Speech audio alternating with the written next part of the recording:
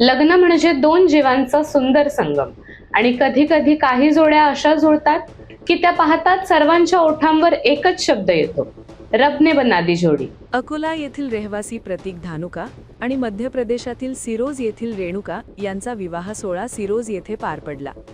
4.2 फूट उंचीचा नवरदेव आणि 3.8 फूट उंचीची नवरी अशी ही गोड जोडी सर्वांचे लक्ष वेधून घेत आहे. त्यांच्या या अनोख्या जोडीची सध्या परिसरात चांगलीच चर्चा रंगली आहे.